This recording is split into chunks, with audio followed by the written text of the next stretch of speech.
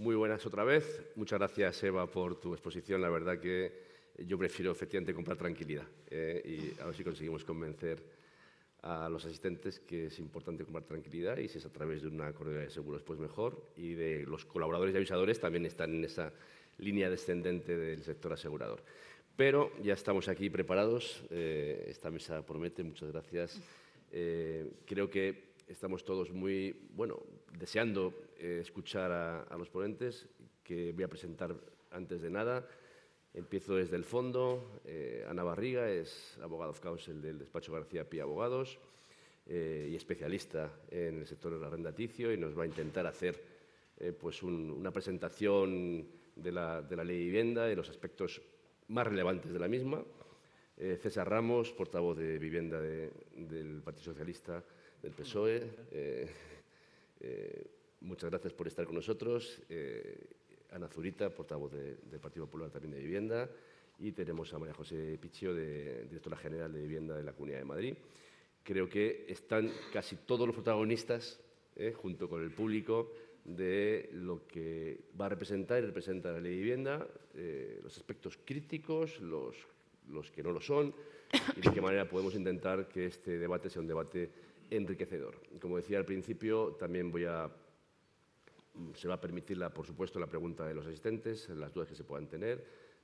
Antes, en los corros que hemos hecho antes en el café, ya se aprecia que efectivamente hay mucho interés en conocer cuál es la opinión tanto de los portavoces de los partidos más representativos de la sociedad española, también de las comunidades autónomas que tenéis una función esencial y, por supuesto, hay que poner el toro en suerte, Ana. Y para poner el toro en suerte hay que, yo creo que, entender un poco cuáles son los elementos más relevantes de esta ley, conocerlos, entenderlos y, a partir de ahí, generar un poco el debate. Y yo, si me permiten esta cuña publicitaria, si en la ley al final se consigue que se pueda pactar entre el arrendador y el arrendatario el seguro de impago de alquiler, pues estaríamos todos encantados de que sea un elemento pactable, que se pacte y que decidan, porque yo creo que es muy bueno el seguro para el arrendador y es muy bueno el seguro para el arrendatario, con lo cual si conseguimos al menos lanzar esta idea, pues a lo mejor conseguimos que se incorpore en el futuro. Ana, si te parece, nos cuentas un poco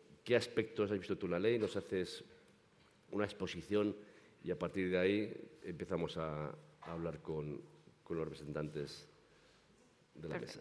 Bueno, muchas gracias, Javier. Muchas gracias a ESA por dejarme participar en esta jornada y, en concreto, en esta mesa, que seguro va a ser muy interesante. Hemos intentado hacer una exposición para que pueda ser más visual y más fácil de entender sobre aquellos aspectos más relevantes de esta norma que ha introducido muchos cambios, tanto conceptuales como modificaciones de otras leyes que ya estaban creadas y con las que nos tenemos que familiarizar, porque al fin y al cabo, desde el día 26 de mayo del 2023, es algo que está en vigor, algo que aplica y algo que ya tenemos que introducir en nuestras relaciones con los inquilinos y con terceros. La idea es resolver dudas. Yo espero no generar más dudas de las que ya existen, pero bueno, es complicado porque ya hemos podido comprobar que el texto de la norma está sometido a varias interpretaciones. Uno de los aspectos que ha introducido esta norma es lo que han denominado zona de mercado residencial tensionado.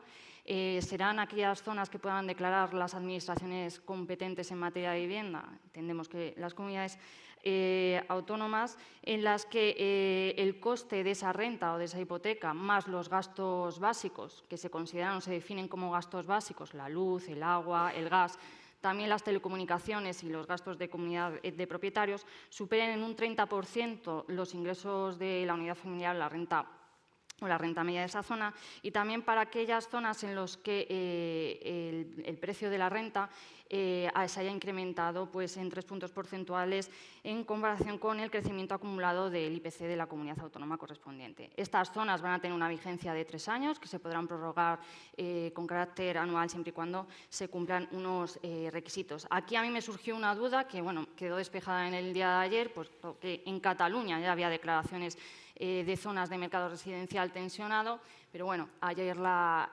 portavoz del Gobierno catalán manifestó que se habían puesto ya a trabajar en este tema para hacer declaraciones conforme a esta nueva ley por el derecho a la vivienda.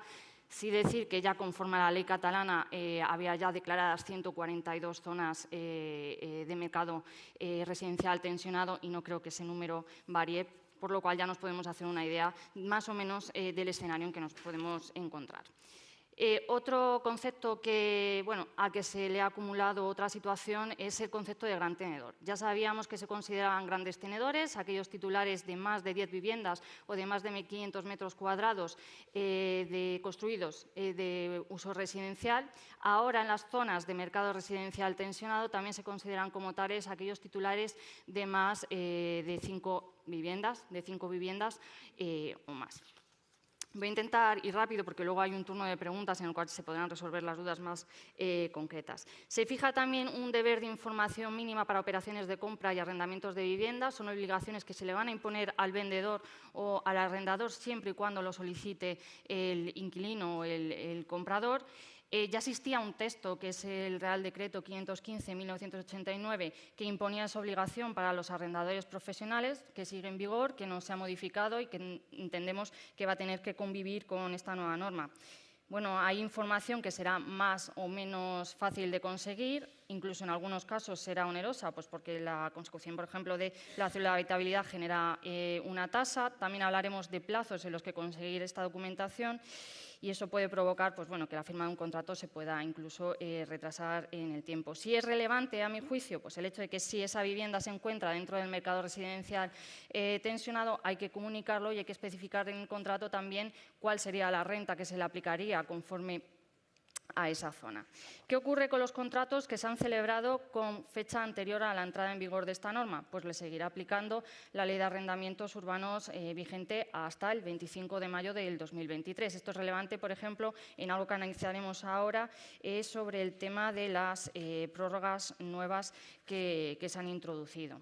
Hasta el día 25, o la normativa, la LAU, la Ley de Arrendamientos Urbanos, vigente hasta el 25 de mayo del 2023, conocíamos dos prórrogas, una obligatoria de 5 años para personas físicas y de 7 años para personas jurídicas y una prórroga tácita de hasta 3 años. Pues bien, ahora se ha introducido lo que se denominan prórrogas extraordinarias, que afecta en distinta medida si el arrendador es o no gran tenedor. Si se es gran tenedor, existe una prórroga extraordinaria, se ha fijado una prórroga extraordinaria de 1 año en el caso de que el inquilino acredite estar en una situación de vulnerabilidad, pues, o bien por un certificado de los asuntos sociales que deberá de acompañar al objeto de acreditar esa situación. Y en los inmuebles o viviendas que estén dentro del mercado residencial tensionado, pues se ha establecido una prórroga de hasta 3 años. Estas prórrogas van a entrar en juego siempre y cuando el inquilino no lo solicite y son obligatorias. Es decir, tanto la que afecta solo a grandes tenedores como la de hasta 3 años que afecta a todos los arrendadores va a ser de asunción obligatoria, pues, salvo que concurra algunas situaciones que ya existían, como que necesite la vivienda para sí o para un familiar directo. Para mí, estas prórrogas extraordinarias entran en juego una vez terminada la prórroga obligatoria del artículo 9 de la LAU o la prórroga tácita. ¿Y por qué digo para mí? Porque entiendo que durante la tramitación parlamentaria de estas prórrogas extraordinarias están colocadas en distinta posición. El punto número 3 que se ha introducido en el artículo 10 está en el 2 y el 2 en el 3. Entonces, ¿qué pasa? Que en el punto número 3, cuando se habla de la prórroga, de cuándo entra en juego esta prórroga extraordinaria, se habla de la prórroga tácita del párrafo anterior, pero es que la prórroga tácita se regula en el punto número 1, no en el punto número 2. Entonces, entendemos que ese error en la redacción puede venir provocado por ese baile de colocación de estos puntos. En cuanto a las limitaciones a las rentas, pues se han fijado de manera diferente, ya si eres un gran tenedor o para el resto de los arrendadores. Si el inmueble se encuentra dentro de una zona de mercado residencial tensionado y eres gran tenedor, pues se aplicará un sistema de índices de precios de referencia que se publicará en un futuro, porque a día de hoy no existe. Y si el arrendador es un no gran tenedor, pues se le ha fijado un límite que tiene la vinculación con la renta vigente en los últimos 5 años del contrato de arrendamiento de la misma vivienda. En este caso, no se puede alterar esta renta pues, con la introducción de otras obligaciones que no hubiera tenido el anterior arrendador. Yo creo que aquí Si pongo un ejemplo va a ser mucho más claro. Si yo he tenido un contrato de arrendamiento de 600 euros durante los últimos 5 años, actualizado la renta a 650 euros, la nueva renta van a ser 650 euros para ese nuevo inquilino. Y no puedo decir, bueno, pues ahora este nuevo inquilino que me pague el IBI, que me pague la comunidad de propietarios u otros gastos, si el anterior inquilino no me los estaba pagando.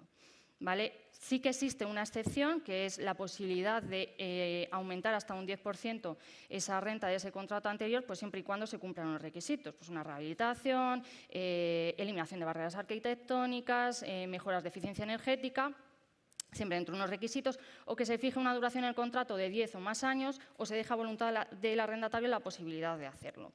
¿Qué ocurre si no tengo un contrato de referencia? Pues bien, se podrá establecer dentro de la declaración de zona de mercado residencial tensionado que aplique, igual que a los grandes tenedores, el sistema de índices de precio de referencia. Sobre la actualización de la renta, lo que se ha modificado es el artículo 46 de la Ley 6/2022, que esta ley fue la que se publicó para paliar los efectos perjudiciales de la guerra de Ucrania, que muy resumido, 2023 un 2%, 2024 un 3% y 2025 pues habrá un nuevo índice que se genere pues, específicamente para aplicarlo a esta materia.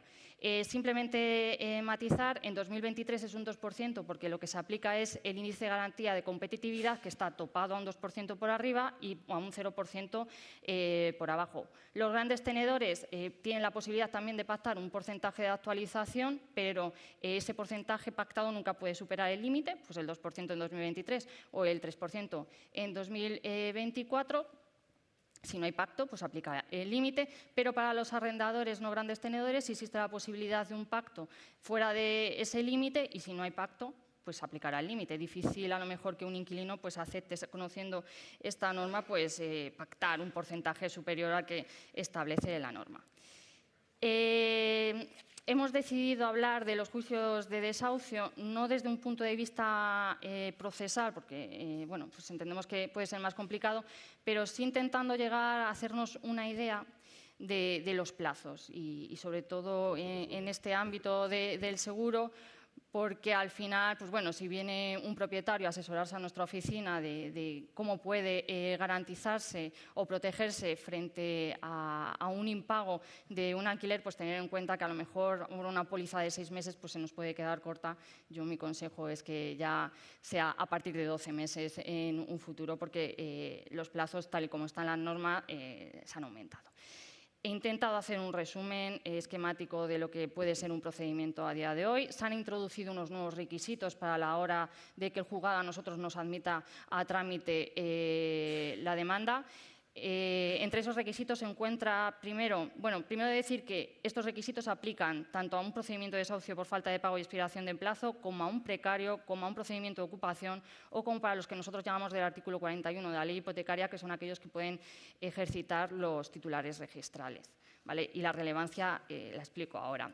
Entre esos requisitos se obliga al actor, al arrendador, al demandante, a acreditar, declarar si la vivienda que se pretende recuperar es o no vivienda habitual de los ocupantes. Entonces, esto puede ser relativamente fácil en un procedimiento de falta de pago o expiración de plazo, porque al final en todos los contratos de arrendamiento se suele introducir el destino de la vivienda pues para vivienda permanente, vivienda habitual de los arrendatarios. Pero claro, aquí nos podemos encontrar un problema. Y es que si a mí me han ocupado una vivienda, desconozco quién me ha ocupado la vivienda en la mayoría de los casos, desconozco cuántas personas ocupan esa vivienda y también desconozco el destino que esas personas vayan a hacerla a esa vivienda.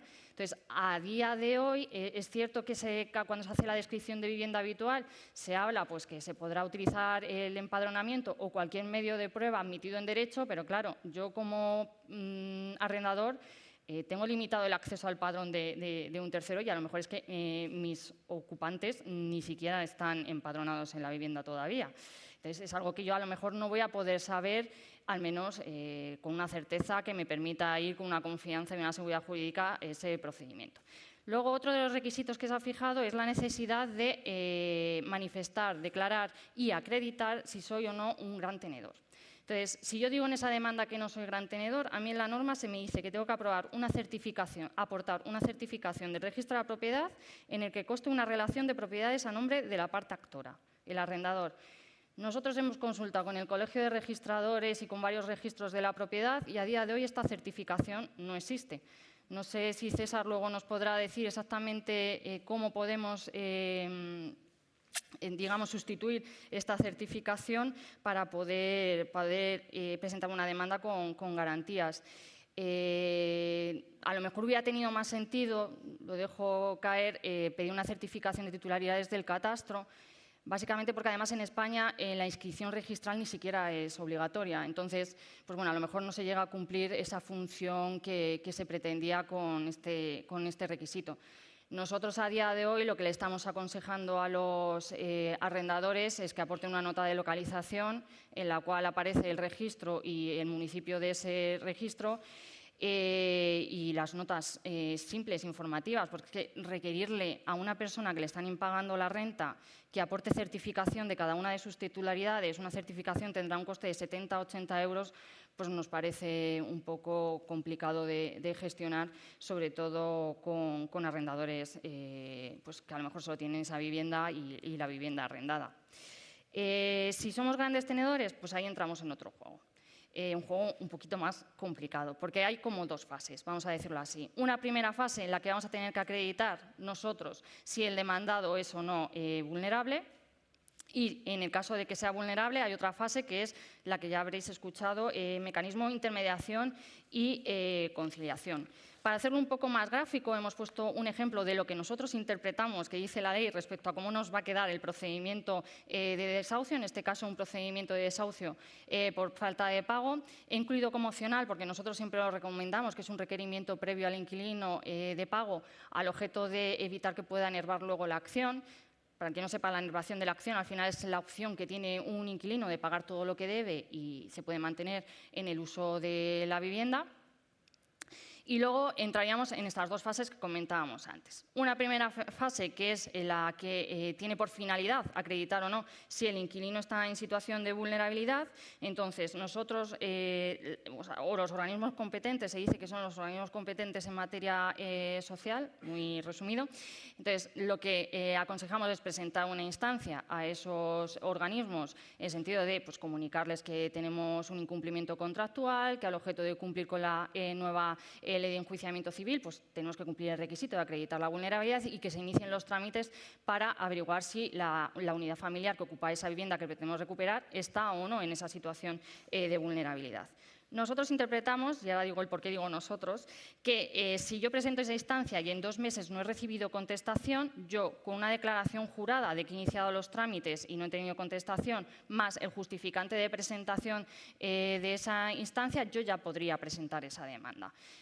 ¿Cuál es el problema? Que hay otra interpretación que a nosotros nos han trasladado distintos departamentos jurídicos de clientes con los que también trabajamos, que dicen que no, que hay que esperar necesariamente los 5 meses. Nosotros nos inclinamos porque una vez los 2 meses han transcurrido y no se ha hecho nada por ese organismo al que se ha presentado la instancia, podríamos presentar la demanda. Pero bueno, yo dejo la pregunta en el aire, pues igualmente pues algunos de los representantes que tenemos hoy aquí no la podría aclarar. ¿Que recibimos contestación en el sentido de que no es vulnerable? Pues certificado de los servicios sociales y presentamos demanda. ¿Que sí recibimos contestación en el sentido de que existe esa vulnerabilidad? Pues es ahí cuando hay que iniciar ese trámite de intermediación y conciliación. ¿Cuál es el problema que tenemos a día de hoy? Pues que estos servicios a día de hoy no existen. Y a lo mejor se puede pensar, bueno, es que esto no es un problema de hoy, es un problema de futuro. Pero yo pongo algo encima de la mesa nuevamente, y es que yo tengo procedimientos suspendidos judicialmente en aplicación de la normativa específica que se publicó a raíz del COVID. Es decir, tengo procedimientos suspendidos hasta el día 30 de junio del 2023, puesto que se ha considerado que la familia que ocupa esa vivienda es vulnerable y están suspendidos. Para yo poder, siendo gran tenedor, porque particulares pueden pedir la reanudación y ya está, pero siendo gran tenedor, para yo poder pedir la reanudación de ese procedimiento, tengo que acreditar que he acudido a ese servicio de intermediación y conciliación. ¿Qué va a ocurrir el día 1 de julio? Que ese servicio de conciliación e intermediación, salvo que me digan aquí hoy otra cosa, no existe. Entonces yo no voy a poder, se me está requiriendo un requisito que yo a día de hoy no voy a poder cumplir. Volviendo otra vez al procedimiento, al ejemplo que he puesto, si yo presento la instancia para iniciar ese trámite de intermediación y conciliación y a mí en 2 meses no me contestan, yo entiendo que igualmente en el caso de la vulnerabilidad que con una declaración responsable, que con el justificante de presentación de esa instancia, yo ya puedo acudir y presentar demanda. Si se celebra la conciliación, puede ser que se llegue a buen puerto, se acuerdan unas medidas extraordinarias para esa situación en concreto y yo ya no tengo la necesidad de presentar esa demanda, pero también puede ser que yo no esté de acuerdo con las medidas que se me están proponiendo e insista en presentar la demanda. Pues la puedo presentar, porque la conciliación, pues en ese sentido, no es vinculante. ¿Pero qué ocurre ya una vez he conseguido pasar todo este procedimiento y presentar la demanda? Pues que una vez que se presenta la demanda, se va a volver a valorar la situación de vulnerabilidad de la parte demandada y me van a poder suspender el procedimiento judicial 2 meses en el caso de personas físicas y 4 meses en el caso de personas jurídicas. Pues como ven, esta ley, al menos para nosotros los abogados, es todo un reto. Entiendo que también para los arrendadores. Primero porque entiendo que caben muchas interpretaciones de algunos de los puntos que recogen. Que lleva a que, por ejemplo, aquí en Madrid hay 130 juzgados de primera instancia con sus 130 letrados de Administración de Justicia y sus 130 criterios independientes. Esto va a conllevar una fase que nosotros vamos a llamar de prueba-error, porque seguramente a demandas idénticas tendremos resoluciones distintas. ¿Quién lo va a tener que matizar? No lo sé, si será por la vía judicial a través del Tribunal Supremo, si habrá alguna unificación de criterios de los letrados de Administración de Justicia, pero sí tengo que trasladar que para nosotros, o al menos así lo interpretamos desde la posición jurídica, ha generado cierta inseguridad jurídica a día de hoy y por eso tan importante, como decía Eva, a lo mejor buscar unas garantías a través de seguros de impago de renta. Pues casi nada. Tengo 2 buenas noticias. La primera es que esta presentación se puede repartir, ¿verdad? Al que la quiera a través de OESA. La segunda, siendo la semana de la EBAU, esto no entra en el examen. O sea, estén ustedes tranquilos, esto no va a entrar en el examen. Un poco para quitar la tensión. Gracias. Yo tengo una pregunta antes de dar paso a César, para que nos haga también, él que ha participado en la redacción, pues un poco... espero poder resolverla. No, sí, porque cuando hablas de personas vulnerables también ha cambiado el criterio y quería preguntarte sí. el importe, ¿qué se entiende por personas vulnerables? Pues a ver, yo hablo de la vulnerabilidad de la que va a conocer el juzgado, ¿vale? Porque luego, pues, digamos que en esa fase previa de vulnerabilidad que se realiza en los departamentos de atención social, pues bueno, hay otros criterios que no solo son económicos, pero que sí se han fijado unos criterios, voy a sacar la chuleta, unos criterios económicos concretos para las personas que se van a considerar vulnerables, pero de cara a la suspensión de la que hablaba de 2 y 4 meses. Esa vulnerabilidad... se ha fijado unos criterios económicos que serían 3 veces el IPREN. El IPREN mensual actualmente son 600 euros, el anual en 14 está por encima de los 9.000 euros. Eso supone que 3 veces, perdón, las matemáticas no son lo mío, pero serían unos 27-30.000 euros aproximadamente. Entonces, bueno, pues a lo mejor que puede estar en situación de vulnerable aplicación de estos criterios económicos, a lo mejor un 85% de la población española, y además luego se agregan, hay situaciones, un más 0,30 por hijo, más 0,35 por hijos en familias monoparentales o que tienen alguna discapacidad, más 0,20 en mayores, si hay una persona mayor de 65 años o en situación de dependencia. Quiero decir que esto, bueno, el margen, digamos que se ha ampliado, al menos desde el punto de vista Hablamos de ingresos anuales brutos de entre 27.000 y 30.000, sin descendencia o sin... Ese sería el mínimo, según lo entiendo yo, sí. Todo lo que sea mínimo de eso se considera por los juzgados persona vulnerable, a los efectos de aplicar todos estos plazos distintos para quién es vulnerable y quién no lo es. Vale. Bueno, hay otro concepto que es que si el importe de la renta más gastos supera el 30% de los ingresos de esa unidad familiar, también se consideran vulnerables. El 30%. Que es un poco ese 30% que se utiliza para la declaración de zonas de mercado residencial tensionado. César. Cuéntanos. Bueno, buenos días y muchas gracias por la invitación. Como han dicho antes, no soy portavoz de vivienda, soy de transporte, movilidad y agenda urbana, que aunque pueda parecer lo mismo porque engloba la parte de vivienda, no soy especialista en vivienda. Pero sí he aprendido en estos años, yo soy portavoz primero de Fomento desde el año 2016 y ahora de transporte, movilidad y agenda urbana. Me ha tocado en estos años gestionar conflictos muy complejos, primero el del taxi con la VTC, después el de los estibadores, el de los camioneros y me ha tocado negociar en parte la ley de vivienda, ¿no? Y diréis que ¿por qué hablo de esto si vamos a hablar de vivienda, ¿no? Y hablo por una sencilla razón. Todos esos sectores y todos los fenómenos que se están produciendo en la sociedad y los cambios que se están produciendo, todos tienen que ver con lo mismo. La sociedad cambia a una velocidad muy rápida, en gran parte por una revolución tecnológica que ha cambiado muchos conceptos y eso hace que algunas lógicas que estaban preestablecidas ya no valgan. Los políticos, y pongo el ejemplo, es decir, el mercado del alquiler se ha tensionado en gran parte gracias a plataformas que permiten que una vivienda que antes se alquilaba de forma natural, ahora puedas alquilarla fácilmente para alquiler turístico y eso hace que un montón de viviendas que antes estaban destinadas al alquiler tradicional salgan del mercado y puedan tensionar lo que es los precios, ¿no? ¿Qué nos suele ocurrir a los políticos? Que somos muy lentos al entender determinadas cosas y más en una situación tan compleja. Ante eso podemos hacer una cosa que es no regular, hasta que se dé una situación de conflicto, estalle y a saber por dónde va a derivar, o que intentemos entenderlo e intentemos regularlo de la forma más adecuada, ¿vale? ¿Qué hemos hecho? ¿Qué hemos intentado hacer con la ley? Con la ley hemos intentado hacer y hemos hecho, sobre todo, aquello que no dicen los medios de comunicación o que achacan como negativo a la ley. Es decir, de esta ley se cuentan muchas cosas y la mayoría no son, o no son tan escandalosas ni tienen nada que ver con eso. No se baja el gran tenedor a alguien que tiene 5 viviendas. Se habilita a comunidades autónomas o ayuntamientos a que puedan regular el gran tenedor entre 5 y 10 en un área tensionada si alguien tiene, pero se habilita. Es decir, nosotros lo que hemos hecho, sobre todo con la ley, es habilitar a comunidades autónomas y ayuntamientos, además por una sencilla razón.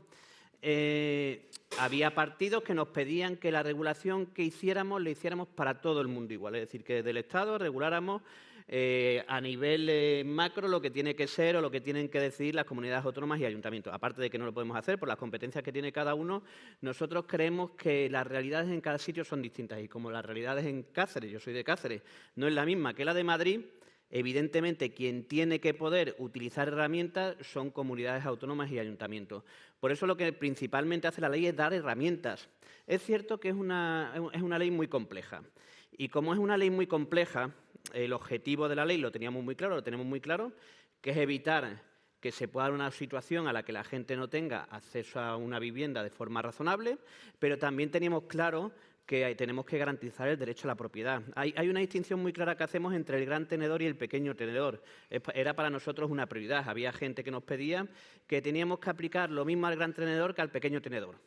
Incluso al gran tenedor no se le está impidiendo lo que tiene que garantizarse con el derecho a la propiedad. Es decir, por ejemplo, en el procedimiento de que no se desahucie de forma sencilla a los vulnerables, sobre todo en el procedimiento que hacemos con el gran tenedor, lo que hacemos o lo que facilitamos o lo que intentamos hacer es que se pongan de acuerdo y, sobre todo, que las comunidades autónomas utilicen aquellos fondos que se le están dando por parte del Estado para garantizar que a un vulnerable no se quede sin una alternativa habitacional. Claro, el problema de la vivienda no se soluciona simplemente con regulación, ¿vale? El problema de la vivienda se soluciona con regulación de forma adecuada y se soluciona con fondos públicos. Por eso los presupuestos, desde la época del PP, los últimos presupuestos, que eran 500 millones, bueno, menos de 500 millones para vivienda, los últimos presupuestos son de 3.500 millones para vivienda. ¿Para qué? Para que el parque de viviendas pueda ser mayor y, siguiente, para que las comunidades autónomas puedan utilizar parte de esos fondos para evitar que familias vulnerables no tengan una alternativa habitacional. Como se ha explicado antes, esta ley puede, cuando echa a andar y cuando se empiece a aplicar, se verán que algunas cosas hay que ajustarlas. Lo que tenemos que entender los políticos, y más en la lógica que funcionamos actualmente y la lógica que funciona la sociedad actual, es que las leyes tienen que ser vivas, tienen que estar vivas y tienen que ir actualizándose lo más rápido posible conforme vemos cómo van funcionando. Y en eso es en lo que nos tenemos que poner de acuerdo. Es cierto que con las dinámicas que se dan en la política, en la que si el PP propone algo, el PSOE se opone, y si el PSOE propone algo, el PP se opone, es muy complicado. Pero yo creo que la lógica habitual debería ser que con determinadas cosas nos pudiéramos poner de acuerdo, y más en la rapidez de modificar algunas cosas y sobre todo en el contexto general. En cuanto a la parte del índice de referencia para actualizar los contratos, tuvimos un debate si se utilizaba el IPC. Claro, hemos visto cómo en los últimos tiempos el IPC se ha disparado, ¿no? Y había gente que defendía que había que utilizar el IGC, ¿no? Algo muy separado una cosa de la otra. Creímos que la forma más adecuada era que se creara un nuevo índice que tuviera una lógica más referenciada a la parte de alquiler de vivienda, que utilizar dos indicadores que se utilizan para otras cosas. Entonces creíamos que era la mejor forma, pero como digo, todo habrá que estudiarlo, habrá que verlo, y sobre todo quien tiene la posibilidad de utilizarlo son comunidades autónomas y ayuntamientos. No obligamos. En la ley no queríamos obligar. En la ley lo que queríamos era dar herramientas a comunidades autónomas y ayuntamientos, y es lo que intenta hacer la ley. Una ley tan compleja como esta y en una sociedad tan compleja como la que tenemos actualmente, evidentemente tendrá defectos y algunos a lo mejor se han señalado. Lo que tenemos que tener la capacidad es de analizarlos, como decía, modificarlos y actualizarlos. Pero lo que sí creo que nos tenemos que poner de acuerdo, que es algo que no hacemos, es si compartimos los objetivos, es decir, los partidos que estamos representados en el Congreso, lo que deberíamos hacer habitualmente es primero debatir el objetivo y después debatir sobre las herramientas más adecuadas para conseguir el objetivo. Nosotros, con los grupos que estuvieron dispuestos a negociar la ley, cada uno tenía una fórmula distinta, muy distinta de cómo teníamos que conseguir el objetivo que compartíamos, que era, primero, garantizar los derechos del propietario y garantizar, entre comillas, el derecho a la vivienda, que a veces es complicado el conjugar esos elementos. Había personas que compartían o que tenían la visión de que, por ejemplo, para evitar el desahucio de familias vulnerables, había que poner un alquiler social obligatorio. Nosotros, evidentemente, el Partido Socialista no estuvo de acuerdo con eso. Algunos partidos pedían que teníamos que poner un tope del alquiler obligatorio en todos sitios, a todo el mundo y de forma permanente, y nosotros no estuvimos de acuerdo con eso.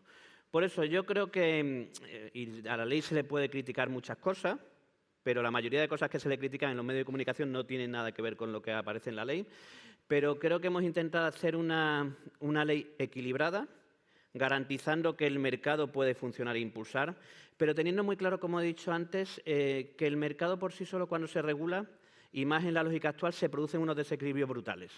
Me pasó con el sector del taxi, ha pasado con el sector de los camiones, ha pasado con el sector de la vivienda por el alquiler turístico a partir de plataformas, y o entendemos con esto termino, y o entendemos los políticos que esa lógica existe y le damos respuesta de la forma más adecuada, o lo que va a pasar, que ya está pasando, es que muchos ciudadanos dirán: oye, si los políticos que tienen que legislar no dan respuesta adecuada a los retos que tenemos, ¿para qué les quiero? Y creo que mucha gente tiene esa percepción.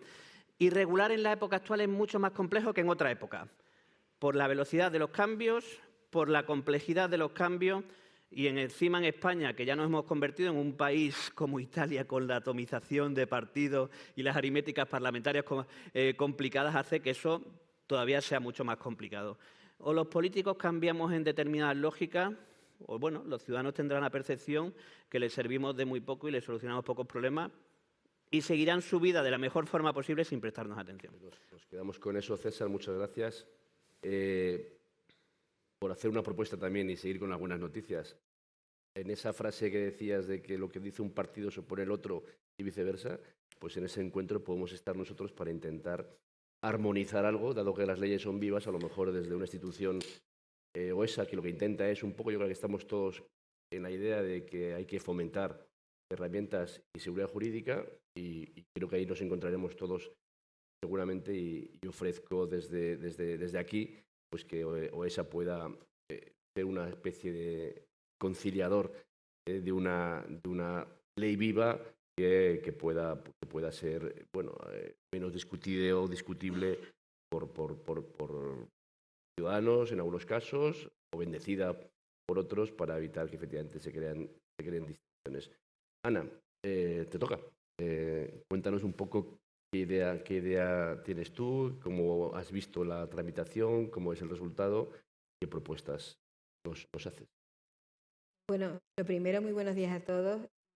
Muchas gracias por invitarnos a este foro, a esta jornada, que creo que, bueno, que en el momento que estamos son muy, muy interesantes, porque, claro, es el momento inicial de aplicación de esta ley y, bueno, para el sector es importante porque para nosotros, por ejemplo, o sea, nosotros hemos sido desde un principio muy, muy críticos con esta ley. Y el primer mensaje es que no olvidemos de dónde viene esta ley. O sea, ahora mismo vemos como, despachos de abogados, está todo el mundo desgranando los contenidos de la ley, intentando entender la ley, intentando ver las consecuencias que tiene esta ley, que para nosotros desde el primer momento visualizamos que van a ser nefastas para la gente porque no resuelve nada y nefastas para el mercado porque es fuente de inseguridad jurídica y no va a resolver los principales problemas que ahora mismo hay, que es la falta de oferta y esa inseguridad que se agrava más solo con nombrar ley de vivienda, sin aprobarse ya generaba una gran inseguridad. Y no es que lo diga el Partido Popular. O sea, la ley viene yo desde que estoy en el Congreso, también desde 2016, como César Ramos, y esta ley viene, una evolución de esa ley se llamaba de emergencia habitacional, que nació de la plataforma de afectados por la hipoteca, de la mano de Ada Colau, de la gente de Cataluña, y es un calco trasladado al ámbito estatal de esa ley de vivienda catalana que el propio Partido Popular recurrió al Tribunal Constitucional y nos dio en parte la razón. Y esto no lo dice el Partido Popular, repito, sino que esta ley ya nace viciada y bichada, porque recordemos el informe del Consejo General del Poder Judicial, que ya nadie habla de él después del trámite parlamentario, pero fue bastante duro y bastante riguroso en su análisis. Y eso, ¿cuál es la amenaza? Pues la amenaza es, una vez aprobada la ley, que caerán una lluvia de recursos de las comunidades autónomas, pues por un tema, pues aparte de otras cuestiones, de intervención de la propiedad privada, de invasión de las competencias de las comunidades autónomas. Para nosotros esta ley ha sido, analizada la ley, es un manifiesto ideológico, o sea, es una ley panfletaria. Ahora mismo Ana estaba detallando en su análisis pues, temas de inseguridad, de dificultad de interpretación. Pues claro que sí, porque la mayoría de los artículos, o sea, es que todos son interpretables. O sea, no hay seguridad. O sea, la primera parte de la ley, aparte de repetir conceptos que están ya regulados en las comunidades autónomas, que repiten, que calcan preceptos que están en la Constitución y que no resuelven nada, son una fuente de inseguridad enorme. Y el resto, o sea, son un manifiesto, como casi todas las leyes que ha sacado el PSOE en esta legislatura, fuente de inseguridad jurídica, y el resto son una serie de determinaciones que sí que afectan al mercado. Estamos hablando del régimen fiscal, de las modificaciones de la LAU, de esas modificaciones de la Ley de Enjuiciamiento Civil y que generan una gran inseguridad jurídica. Nosotros desde un principio lo que nos planteamos es si esta ley de vivienda era necesaria. ¿Ustedes realmente creen que esta ley de vivienda es necesaria? O sea, ¿ustedes realmente creen que si esta ley hubiese sido la piedra filosofal, como nos vende el Partido Socialista y sus socios, los que aprobaron la ley? Porque también tengo que decir que en el trámite parlamentario nosotros sí tuvimos la posibilidad de intervenir en el Pleno, en las comisiones, de presentar enmiendas, pero nunca se nos dio ni se nos llamó para discutir esas enmiendas, para sacar la ley de una manera conjunta. Nunca, jamás. Si ustedes piensan que si esta ley fuese la piedra filosofal, hubiera tardado tanto tiempo en tramitarse. Estuvo un año guardada en un cajón, un año donde nadie hablaba de la ley de vivienda después de la presentación de enmiendas, pero cuando hubo la urgencia, la urgencia o la necesidad de problemas entre los socios de gobierno. Ahí se sumaron otros partidos políticos, Esquerra y Bildu, y esta es la ley del Partido Socialista, de Podemos, de Esquerra y Bildu, que son los que han marcado o los que van a marcar, si las cosas no cambian, la política de vivienda de este país. Y una política donde todos ustedes saben que se carga el peso de la política de vivienda que tendría que hacer el Estado, se carga absolutamente sobre los propietarios privados, absolutamente. El Estado reniega absolutamente de fijar una política de vivienda, de hacer acciones que conlleven el desarrollo de una política de vivienda eficaz. Es todo sobre la propiedad privada. O sea, y luego cargada de exceso de regulación, intervencionismo, nuevas cargas. O sea, en vez de incentivar que haya vivienda en el mercado, lo que hacen es penalizar.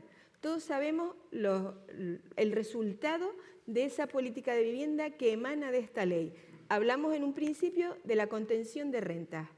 ¿Qué pasa con la contención de rentas? ¿Cuál es el resultado que ha habido en todos los países donde se ha aplicado un límite de precios del alquiler? Se retira la oferta porque los propietarios, antes de, si tú tienes una renta que piensas que la tienes garantizada, pues por lo que sea, para garantizar tu pensión, porque es un complemento que tienes a tu renta habitual, porque a lo mejor compraste unos pisos para alquilarlos y estás pagando la hipoteca. O sea, si te limitan el precio del alquiler y tú no puedes pagar lo que tenías previsto, no te solucionan ni los gastos, ¿qué hago? La retiro del mercado, ya está, y la vendo o no la pongo en alquiler, la retiro del mercado. Pisos viejos y sin reformar. Tú no inviertes en rehabilitar una vivienda cuando sabes que la rehabilitación no te va a seguir a cuenta. Y luego el fraude fiscal. O sea, es lo que pasa y lo que ha ocurrido en todas las ciudades donde se ha aplicado la renta de alquileres. El concepto de gran tenedor.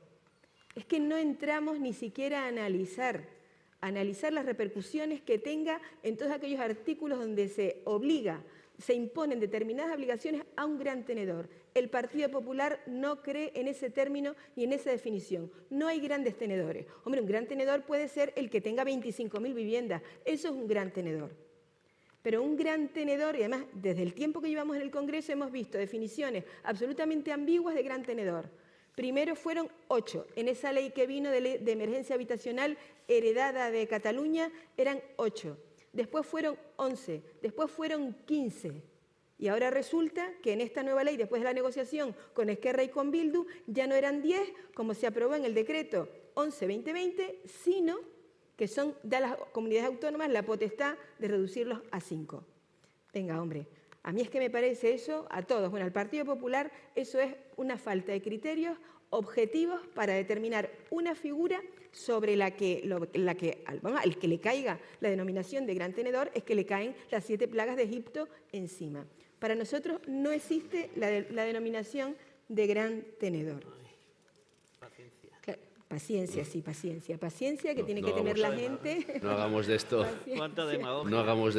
un debate. No hagamos de esto. De momento está claro que a alguien le gusta y a alguien no. De momento vamos empatados. En fin, estas medidas, lejos de ser medidas que vayan a garantizar la oferta y que vayan a garantizar la seguridad jurídica, o sea, lo que hacen es, cargan todo sobre la propiedad privada, ¿sí? Y causan el efecto absolutamente contrario. Y además, de hacer una ley de vivienda, que nosotros no somos partidarios de hacer una ley de vivienda, sino a lo mejor regular aquellas cosas para las que el Estado tiene competencias, que son la planificación general de la actividad económica, el marco regulatorio del derecho de la propiedad y determinar su función social, que para eso sí que tiene competencias el Estado, porque todos sabemos que para regular el derecho de acceso a la vivienda, ahí están las comunidades autónomas quienes son las competentes. Hay que establecer las bases de ordenación del crédito. Eso sí, para eso tenemos la regulación, además, que se puede mejorar, la que ya tiene el Estado, y las pautas de las relaciones contractuales en base a la legislación civil. Eso es lo que tiene que hacer el Estado y velar por la proyección económica de las medidas de vivienda. Eso es lo que hay que hacer. Para nosotros, esta ley de vivienda, ahora mismo... Horrible. No sirve. De hecho, desastre. si entramos a gobernar, pues lo haríamos. Y luego una cosa...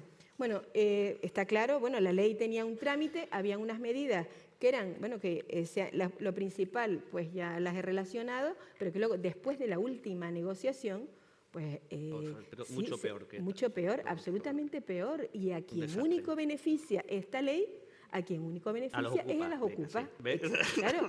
Claro, no. Va a haber segunda vuelta, va a haber segunda vuelta. A quien único beneficia es a las ocupas. Bueno, y una cosa ya para rebatirle al señor Ramos, ¿no? Que parece que está peleón y me está interrumpiendo. Hemos estado callados sin. Muy aburrido. Sí, ¿no? Bueno, sí. Bueno, con respecto al presupuesto, hay una cosa, sí está claro que una ley de vivienda no solo no va a solucionar los problemas, de hecho, esta además no es la piedra filosofal que va a resolver los grandes problemas del alquiler.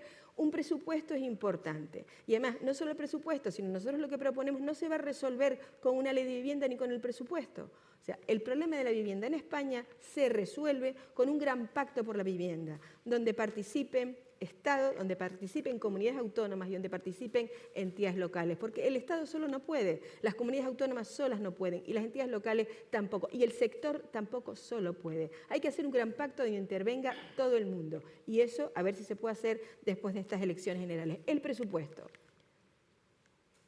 El Partido Socialista lleva repitiendo que siempre, cada año, desde el 2018, siempre es el presupuesto más alto de la historia. Yo creo que hacer una puntualización y ser rigurosos con eso.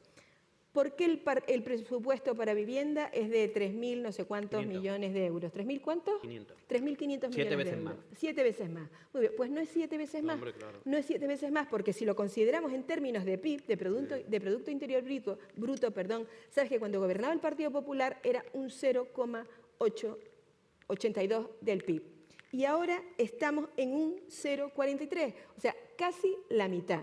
Y luego otra cosa muy importante. ¿Por qué crecen los fondos destinados a vivienda? No porque sean los fondos del Ministerio de Fomento. No, señor. O sea, hay unas partidas que vienen de los fondos del Plan Nacional de Recuperación. ¿De quién ha conseguido eso? Sí, bueno, ¿quién ha conseguido eso? Vamos a ver, ¿para qué son esos fondos europeos del Plan Nacional de Recuperación, Transformación y Resiliencia? ¿Para qué son? Son para incrementar vivienda, son para las personas vulnerables.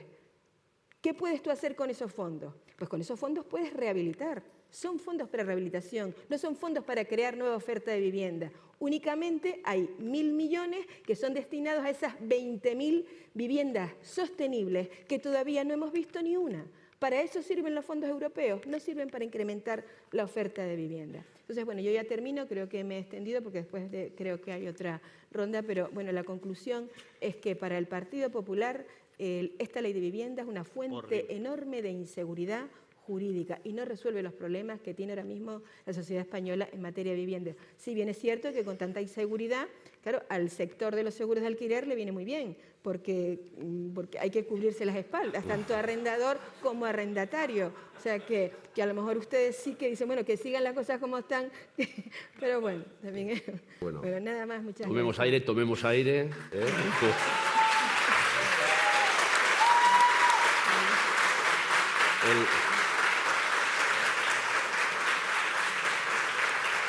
Ana, no te hagas ilusiones que ese aplauso es para el seguro. O sea, seguro.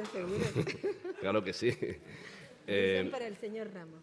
No. También, sí, no, yo he de decir que desde luego agradezco la presencia tanto de César como de Ana, porque siempre el Partido Socialista y el Partido Popular han estado en todos los OESA desde hace ya años y la verdad que... Y también agradezco la presencia del Ministerio de Vivienda a través del subdirector de Política de Vivienda del Ministerio, porque yo he de decir que siempre que hemos llamado a las puertas de ambos partidos, tanto al Ministerio también después en las llamadas, siempre ha habido un recibimiento generoso y siempre nos han escuchado. Y también trasladable a las comunidades autónomas, aquí especialmente la Comunidad de Madrid, que siempre también nos ha abierto la puerta y nos ha escuchado. Con lo cual, en lo que respecta a OESA y al seguro, siempre hemos encontrado puertas abiertas y es verdad que en este clima de incertidumbre, pues el seguro siempre saldrá ganando y eso es evidente. Pero al margen de eso, vamos a lo práctico. Yo tengo luego preguntas, Ana, porque aquí me surgen, Ana Barriga, porque, claro, en cuanto al gran tenedor, quiero hablar de los proindivisos, pero a lo mejor me lo contesta también María José. Claro, tenemos una ley, pero tenemos unas competencias autonómicas y ya imagino que habrá llamadas, preguntas, consultas, gestiones, desde los juzgados, desde los particulares, desde la propia comunidad, desde a lo mejor el ministerio, otras comunidades que llaman, ¿cómo lo hacéis? Llega el día a día y no sé si preguntar después también a Ana Barriga, tengo una demanda que presentar, ¿la presento ahora o espero al 23 de julio? Y todo eso yo quiero que de alguna manera, María José, nos puedas responder. Bueno, pues buenos días a todos. Muchas gracias, Javier, por la oportunidad de estar aquí con vosotros. Voy a tratar de no repetir lo que ya se ha dicho, que creo que se han dicho muchas cosas sobre la ley de vivienda. Lo que sí que me gustaría aclarar es que las comunidades autónomas, y en particular la de Madrid, tenemos competencias exclusivas en materia de vivienda. Y según nuestro criterio, y no solo nuestro criterio, porque como mencionaba Ana Zurita, ya lo dijo el Consejo General del Poder Judicial, esta ley de vivienda es una invasión de las competencias de las comunidades autónomas, como esperamos que se ponga de manifiesto en los próximos tiempos con los recursos que se presentarán a aquellas cuestiones que son inconstitucionales. Compartiendo el que podamos tener un objetivo común de facilitar el acceso a la vivienda, sin embargo, creemos que esta ley no lo consigue en absoluto. Ya desde que se ha anunciado y con más incidencia y desde que ha entrado en vigor, esta ley lo que está consiguiendo es reducir la oferta de vivienda en alquiler.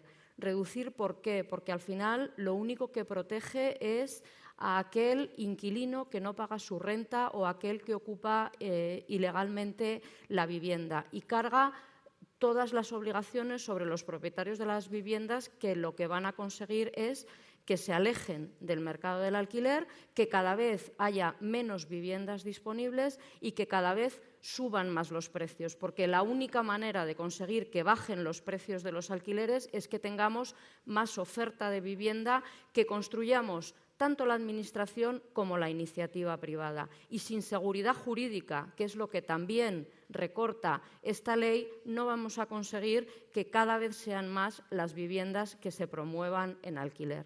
Y no lo decimos nosotros, los dice incluso los propios informes de las agencias de calificación, como puede ser Moody's, que en el mes de mayo de 2023 dijo que la entrada en vigor de la Ley de Vivienda hace que vaya a ser cada vez más difícil para las entidades privadas financiarse para la construcción de vivienda, especialmente aquellas que están destinadas a alquiler, por la inseguridad jurídica que supone luego el obtener las rentas. No coincido tampoco con algunas exposiciones que se han hecho de que pretende proteger la propiedad privada. Al revés, esta ley de vivienda lo que hace es atacar la propiedad privada. Ni siquiera permite el libre pacto entre las partes, que son el arrendador y el arrendatario, en cuanto a qué pueden percibir por su vivienda. Dicho esto, desde la Comunidad de Madrid, con competencias exclusivas en materia de vivienda, todo aquello que esté en nuestra mano no aplicar, no se aplicará. La delimitación de zonas tensionadas, la posibilidad de reducir a 5 el concepto de a propietarios de 5 viviendas, el concepto de grandes tenedores, que nos parece absolutamente desproporcionado, porque tengamos en cuenta y no perdamos de vista que en España el 95% de los propietarios de viviendas son pequeños propietarios, o sea, solo el 5% está en manos de grandes empresas. Y 5 viviendas puede ser un porcentaje de un 5% que ha heredado, no está definido en la ley. O sea, nos parece un concepto que no está bien referenciado. ¿Te refieres a los proindivisos? A que efectivamente uno puede que no está definido si es un proindiviso, si es una vivienda entera, si está en la misma zona, si no lo está. Pero a pesar de ser un tema que tendríamos que decidir las comunidades autónomas, no nos han dejado margen, sin embargo, para decidir lo que se considera un gran tenedor. Y con independencia de algunas cuestiones que sí tendremos capacidad de decidir, hay otras que desde el viernes pasado, con la entrada en vigor de la ley, son de aplicación inmediata. Y no vamos a tener tanto tiempo ni de pensarla ni de reaccionar. El concepto de gran tenedor está establecido en la ley con un mínimo de 10 viviendas y es de aplicación inmediata.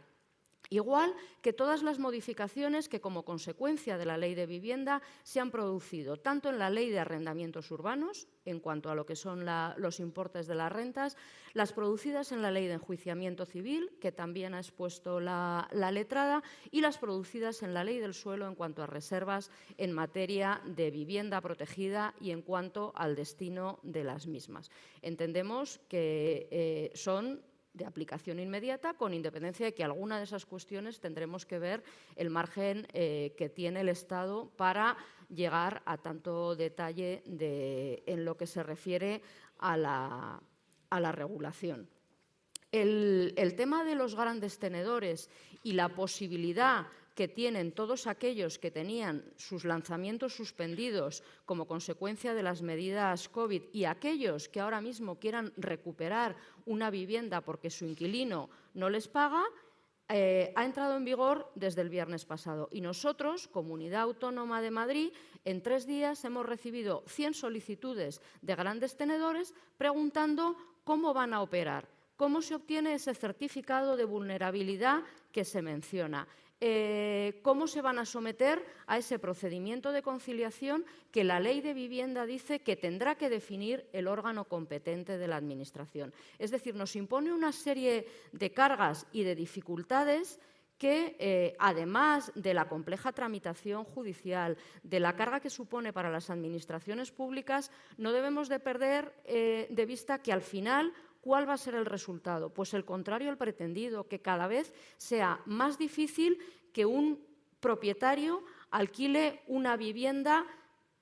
A lo mejor, pues el seguro, en el foro que estamos, puede facilitar, pero cada vez va a ser más costoso y cada vez va a ser más difícil porque van a ser más las garantías que cada persona va a tener que aportar para poder ser inquilino de una vivienda. Se pretende que las administraciones públicas incrementemos nuestros patrimonios de vivienda pública, pero la Ley de Vivienda establece unas cifras interfiriendo también en lo que son competencias autónomas y condicionando nuestras propias políticas de vivienda que son del todo irreales e imposibles de llevar a cabo. Se pretende como objetivo que las administraciones públicas tengamos en un horizonte de 20 años un 20% del patrimonio público de viviendas. Para que nos hagamos una idea de las cifras, en la Comunidad de Madrid tenemos 6,5 millones de viviendas.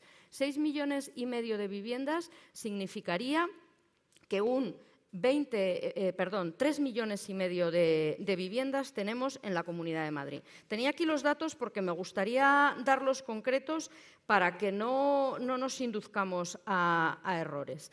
¿Qué quiere decir si tenemos 3 millones de viviendas? Que para tener un 20% del patrimonio público en un horizonte de 20 años tendríamos que tener 600.000 viviendas construidas. Eso significa que si lo hacemos en 20 años, cada año la comunidad autónoma, es decir, nosotros como Administración, tendríamos que construir 30.000 viviendas y todo el sector privado en nuestra Comunidad de Madrid construye 25.000 a lo largo de un año. Es decir, eso es inviable. Son declaraciones de intenciones que condicionan nuestra política, pero que no se van a poder llevar a la práctica y que además creemos que hasta ahora no ha habido ninguna experiencia similar en ningún lugar que haya obtenido resultados que hayan conseguido bajar las rentas del alquiler, sino todo lo contrario. Donde se han adoptado este tipo de medidas, los resultados han sido de reducción de oferta y de elevación de precios. Entonces, nosotros, como Administración autonómica,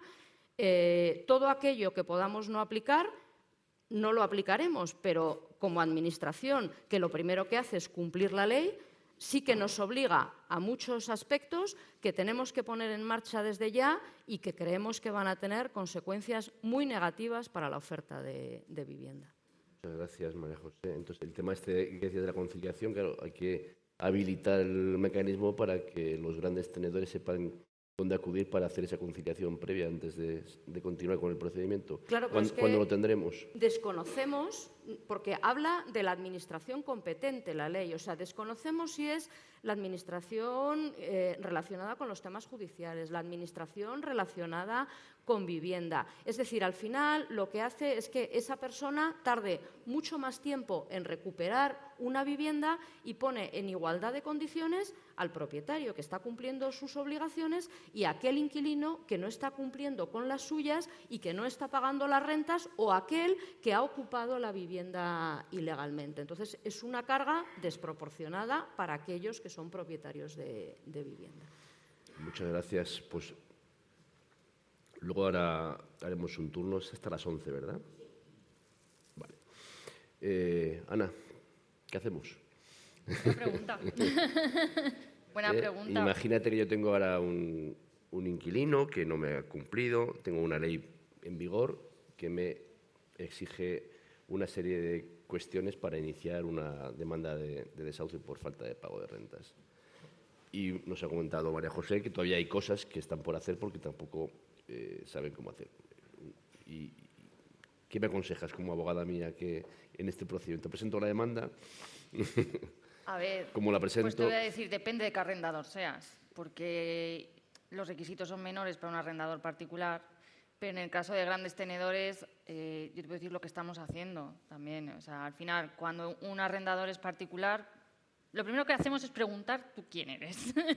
Porque, claro, y ahí ya nos surgen dudas, porque como bien exponía María José, el concepto de gran tenedor que se ha definido en el artículo 3K de la ley es un poco amplio, porque al final habla sea titular de más de 10 inmuebles. Titular, ¿qué es ser titular de un inmueble? Porque ser titular también puede ser, o sea, un usufructo es una titularidad también. Entonces, entra esto dentro también del concepto de gran tenedor. Cuando yo solicito esa nota de índices que manifestaba antes al registro, aparecen todas las titularidades. Ya tenga un 0,20 de esa propiedad, un 100% de esa propiedad o un usufructo de esa propiedad. Entonces, tengo que tener en cuenta todas las titularidades al efecto de contar esas más de 10 para que se me considere gran tenedor. Pues es un análisis que hay que hacer con carácter previo. ¿Que el arrendador se queda por debajo de ese número? Pues ya le tengo que pedir documentación que me lo acredite. Entonces, ya la siguiente duda que ya los ponía antes. La certificación del registrador de la propiedad que se me pide en la ley no existe. No existe y esto lo hemos confirmado con los propios registradores, con el Colegio de Registradores. Entonces, a mí me genera una inseguridad porque, es lo que digo, me han dejado de pagar la renta, tengo que pagar un abogado, tengo que pagar un procurador porque es preceptiva su intervención para poner una demanda de desahucio y aparte tengo que hacer un desembolso. Ya una nota de localización son 10 euros y pico solicitarlas, pero es que si yo le exijo una certificación, que es lo que me pide el cuerpo, porque la ley habla de certificación, son 70, 80 euros por cada una de las propiedades. Yo lo que le voy a hacer a ese arrendador, le voy a decir esta es la situación y lo voy a dejar en su tejado porque yo no puedo asumir tampoco esa responsabilidad. La ley, tengo que contar con ella ya. O sea, yo no puedo esperar y tampoco le puedo decir a un arrendador no espérate 2 mesecitos más que no te van a pagar la renta para poder presentar la demanda a saber qué pasa a partir del día 23 de julio. Porque tampoco sabemos qué va a pasar a partir de esa fecha.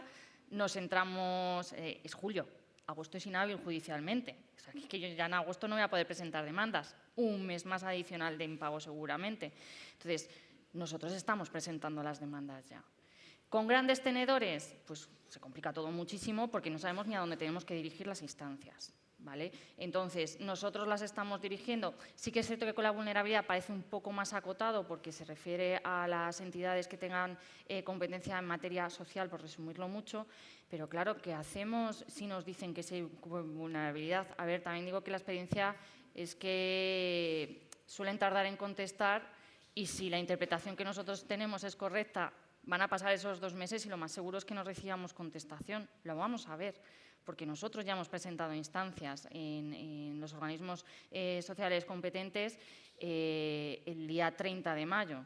¿Vale? Entonces, para el 31 de julio a lo mejor ya podemos presentar alguna demanda, Pero es que ahí el criterio que va a primar es el criterio del letrado de Administración de Justicia que reciba esa demanda y diga que esa documentación que yo he anexado a la demanda le vale o no para admitir a trámite la demanda. Y en ese caso pues habrá letrados que me requieran para subsanar en virtud del 231 de la ley, pero es que habrá alguno que me inadmita de plano. Esa es a la inseguridad jurídica a la que yo me refiero. Bueno, yo estoy aquí no para hacer un análisis político de la ley, que para eso ya lo han hecho muy bien el resto de compañeros de la mesa, pero sí desde el aspecto jurídico, y eso son realidades, eso no es una cuestión de ideología, es una realidad que vamos a tener criterios diferentes. Háblame de plazos también. ¿Habrá más retrasos en los procedimientos judiciales por la ley? Sí, porque hay más requisitos. O sea, simplemente por eso, porque yo antes era un gran tenedor.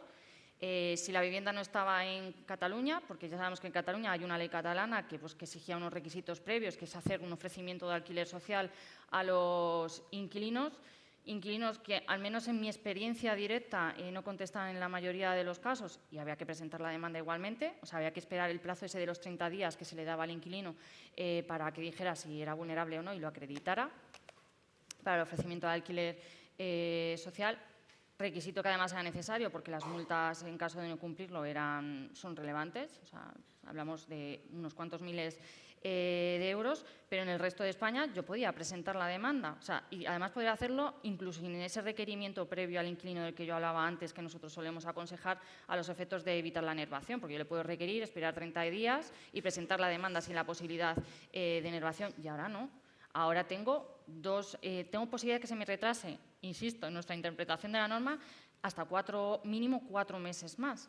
Y digo mínimo, porque son 2 meses. Si no recibo contestación sobre la vulnerabilidad, puedo presentar la demanda, pero si sí recibo contestación de la vulnerabilidad, lo que dure el trámite, o si yo presento esa solicitud, que no sé, ahora mismo ya no sé si la tengo que presentar a la Consejería de Vivienda de la Comunidad de Madrid o a otro organismo, con lo que nos ha dicho María José para el tema de intermediación y conciliación.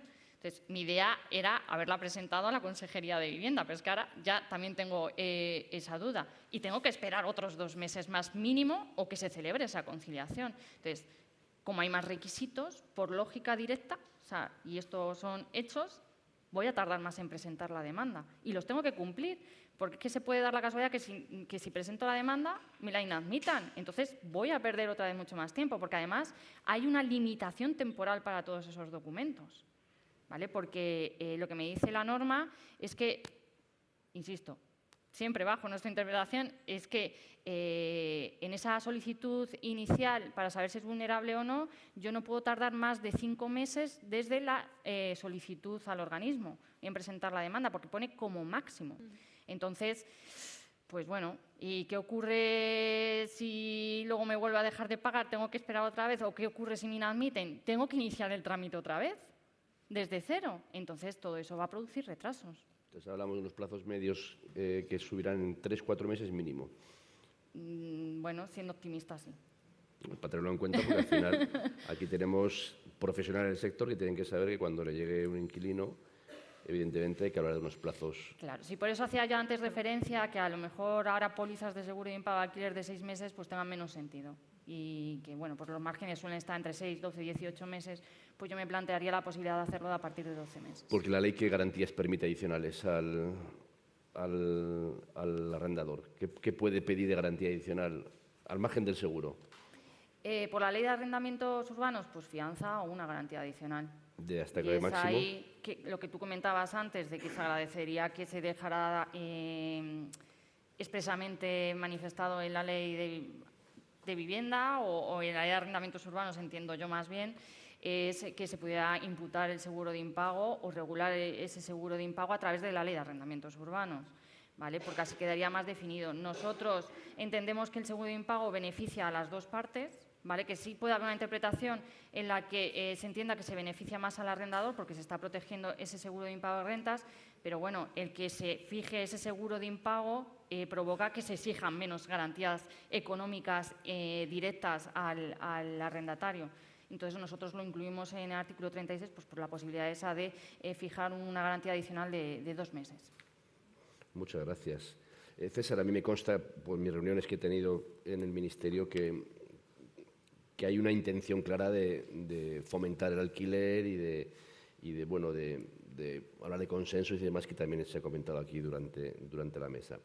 Es verdad que estamos en un momento previo a unas elecciones generales que serán dentro del 23 de julio y las posibilidades son o bien que gobierne el Partido Socialista o el Partido Popular, que no hay otras, ¿no?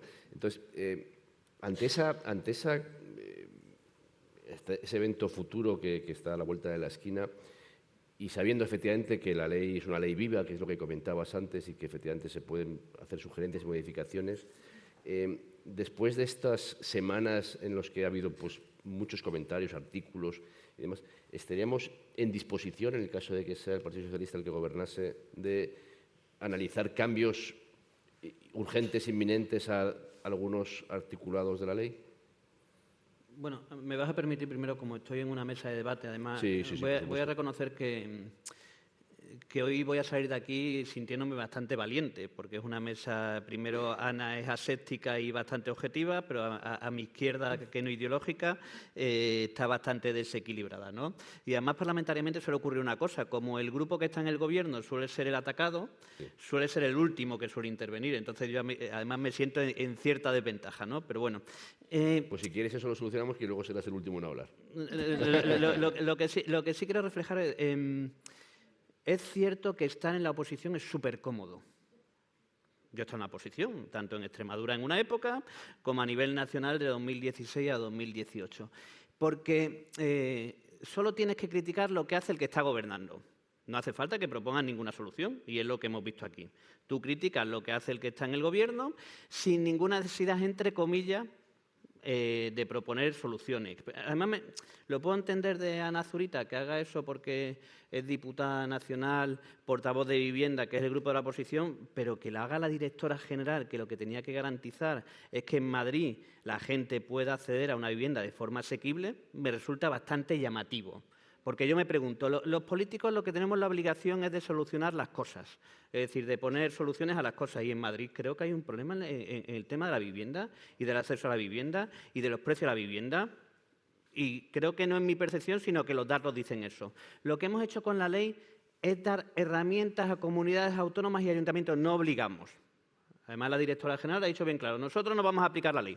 Pues nos parece muy bien, está en su derecho, los ciudadanos han decidido además darle la confianza y los ciudadanos decidirán quién quiere que le aplique esas políticas de vivienda. Pero yo creo que a veces cuando muchos diputados veo que se resignan a que no regulemos, ¿vale? Porque aquí lo más cómodo es decir, oye, no hace falta una ley de vivienda, no hace falta una regulación TASI o VTC, no hace falta una regulación en el tema de transporte.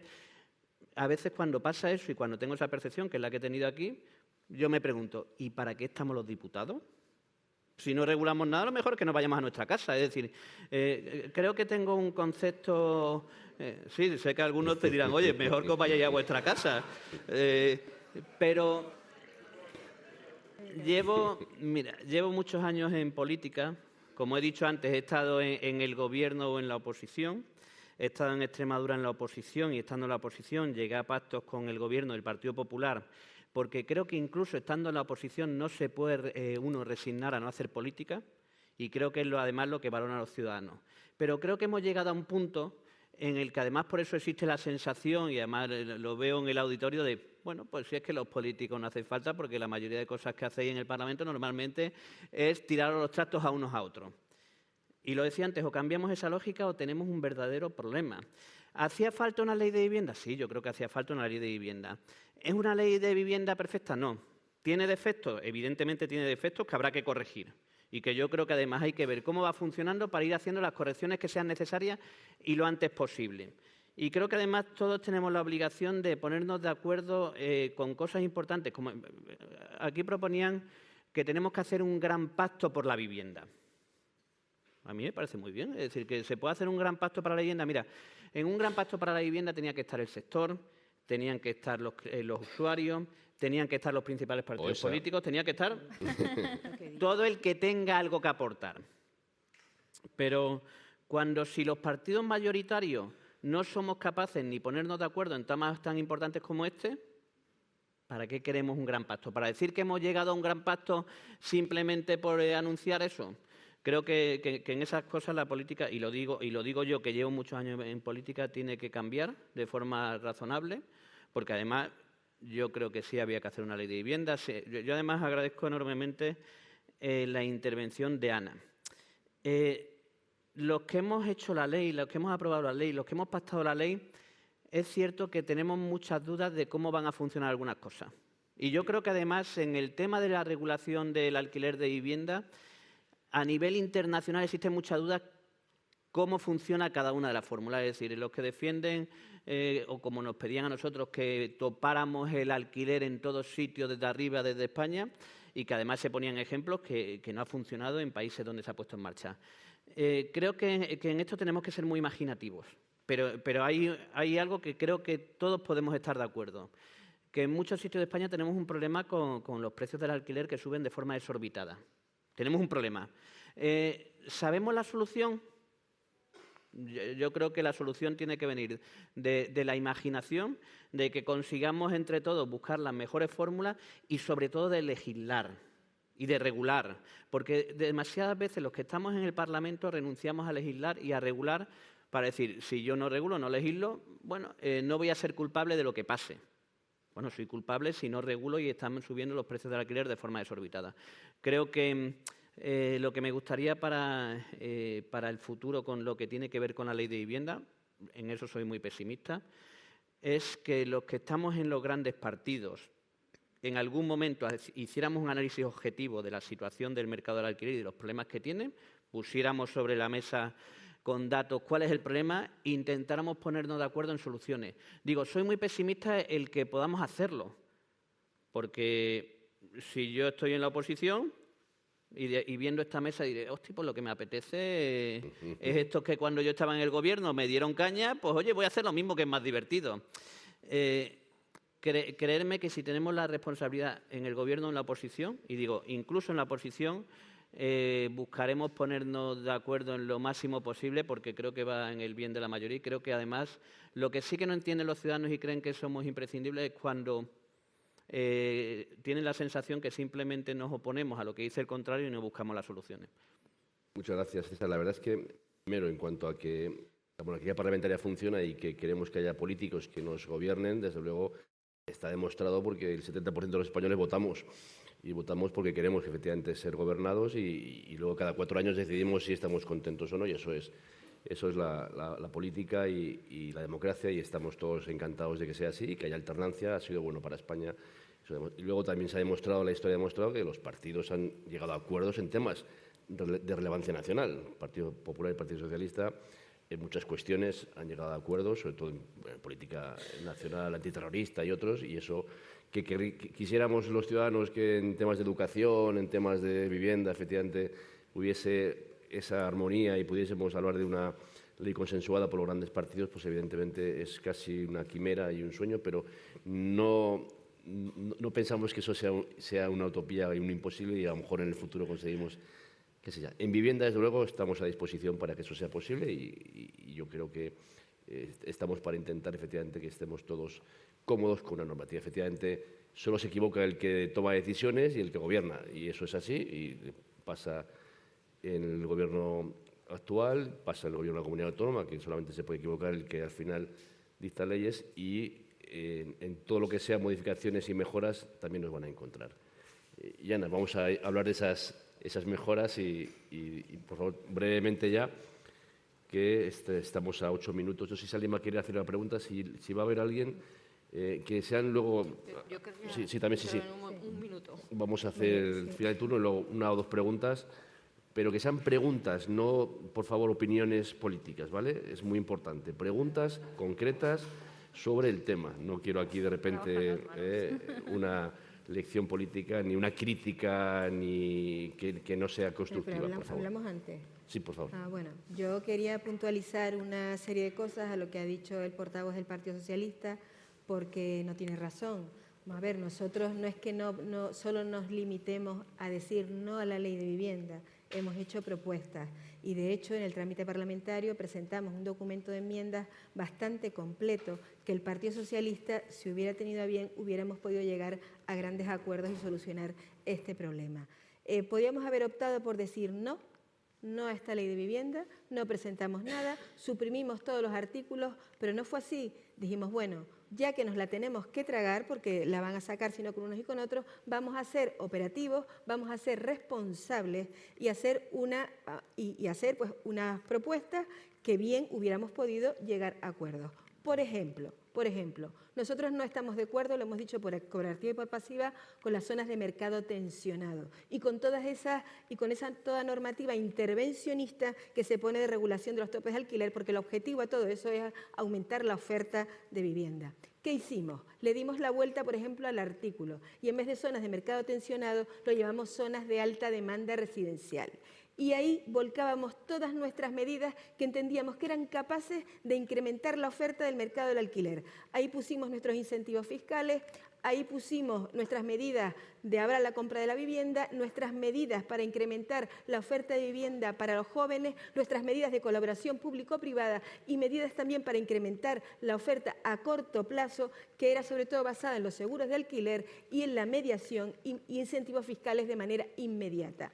Parte de esas fueron nuestras propuestas. ¿Qué hizo el Partido Socialista? Pues ni siquiera nos llamó, o sea, no tuvimos ni oportunidad de negociar. Y además, esa medida concreta, ese artículo concreto que sustituía las zonas de mercado tensionado, que era perfectamente aplicable en todo el territorio nacional y trabajaba con rigurosidad, no como está la ley de podrá ser la administración competente, no sé qué, que no tiene ninguna cobertura, que es una serie de ambigüedades, podía haberse aplicado, pero no, el Partido Socialista optó por vetarnos esa enmienda y ni siquiera negociar. O sea, nosotros nunca nos sentamos a negociar, y bien lo sabía el señor Lucas, que dijimos, bueno, si ustedes no llegan a acuerdos con sus socios, con Podemos, siempre tienen la opción del Partido Popular, que bien podíamos llegar a un acuerdo, pero ellos prefirieron a Esquerra y a Bildu para que marcaran la política de vivienda del país a partir de ahora. Y es tanta la ambigüedad que a partir de ahora va a haber ambigüedad hasta en el recurso.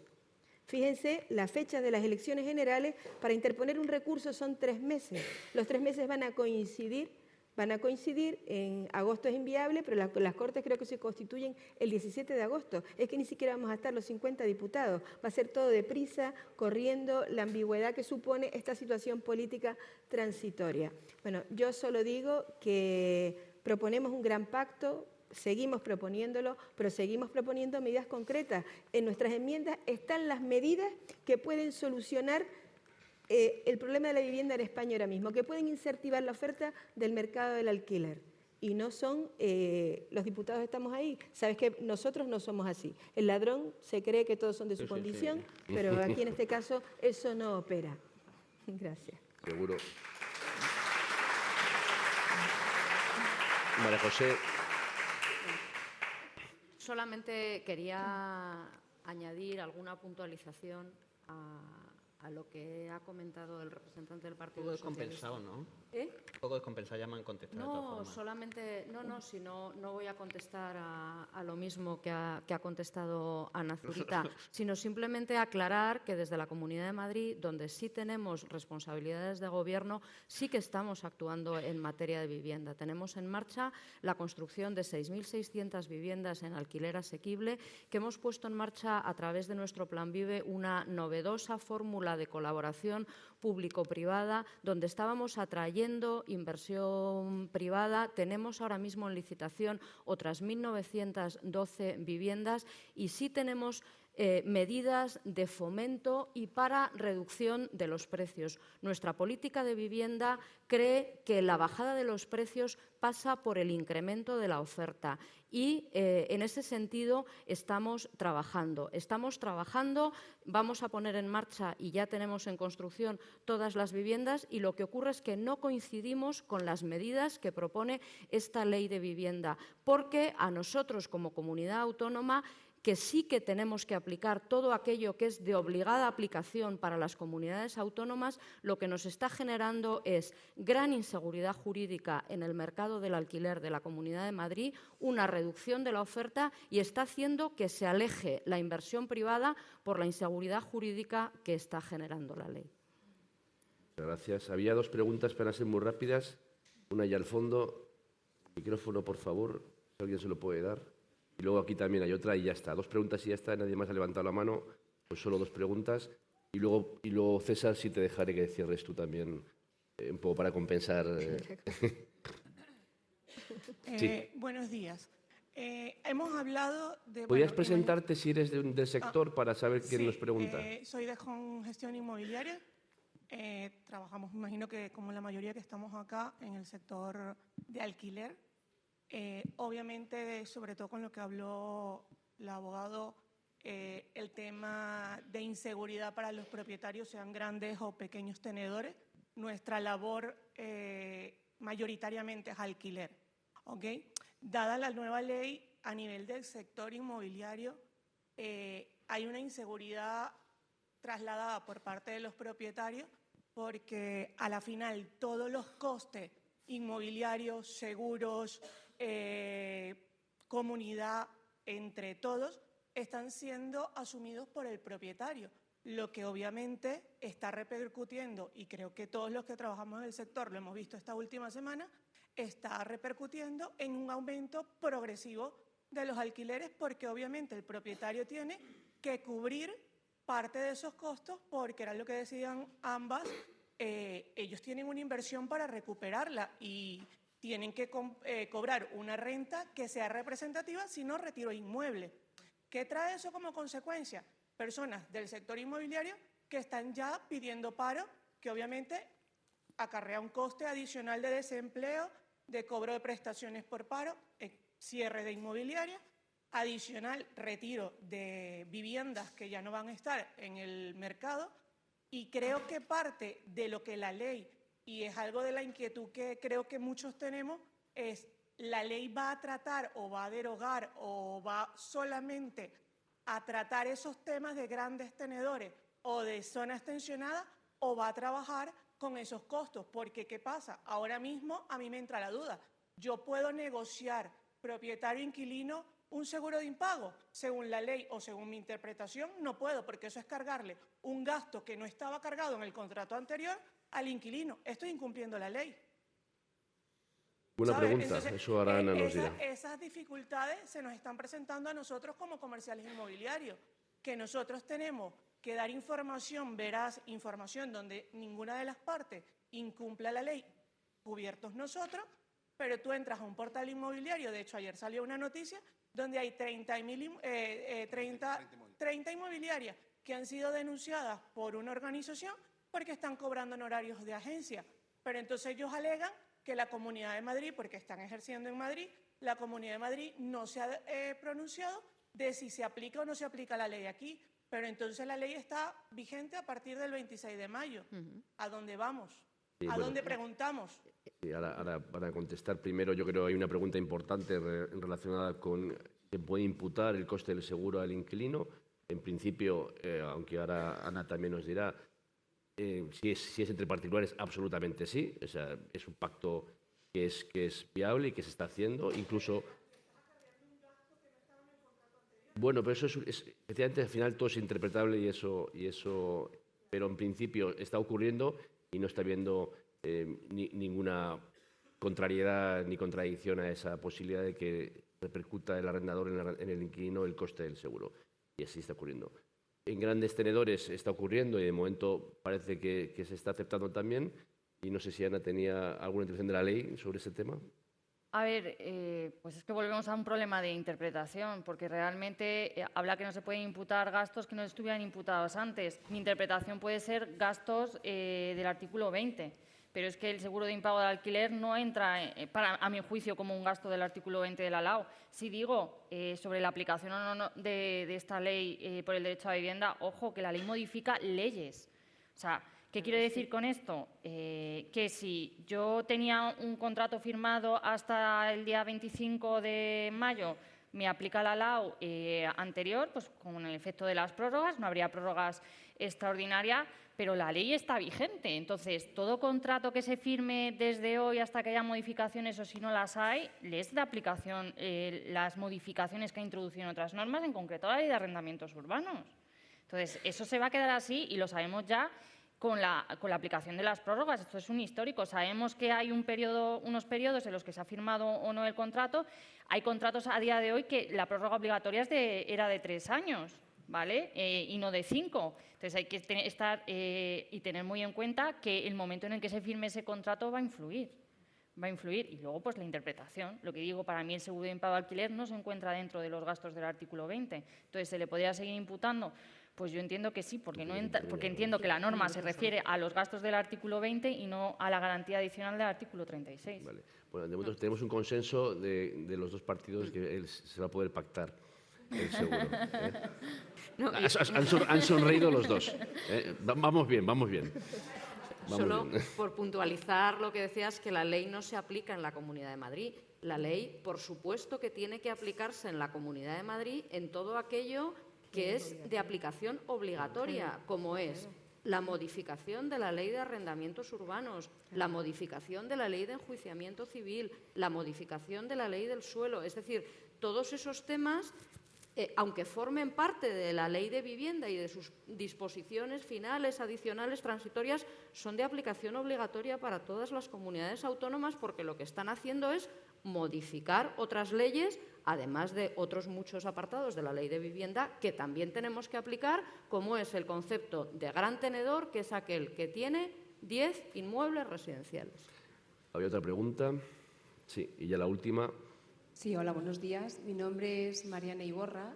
Yo soy abogada, llevo 20 años asesorando en el mercado inmobiliario y sí que me gustaría decirle a don César Ramos una simple lectura estrictamente jurídica, no es una lectura política, sino estrictamente jurídica de la norma, que además yo por mis clientes me la he tenido que estudiar muy a fondo, y tengo que decir que la norma es un auténtico despropósito.